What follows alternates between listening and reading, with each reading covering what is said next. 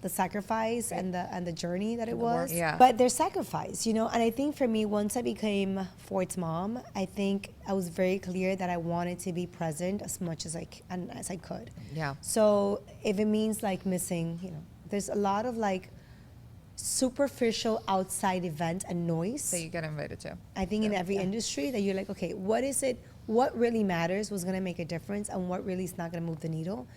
And I've been more intentional too. You know, I'm the room mom too. Back in my childhood, there's a lot of moments that I'm so sad about my mom not being there, about my mom not being like, I remember performing always being like, maybe she's gonna show up and surprise me. I can. And she wouldn't, obviously, because she was in Peru. So whenever Ford looks for me, and the other day I rushed out of work, he was doing these soccer trials, which is like another world that I'm diving into.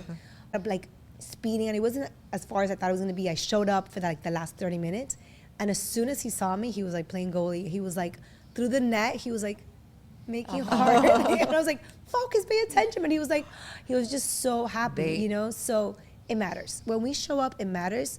And I think the older I get, the more aware I'm of that, and the more intentional I am about being more involved and more present in his day-to-day. Yeah.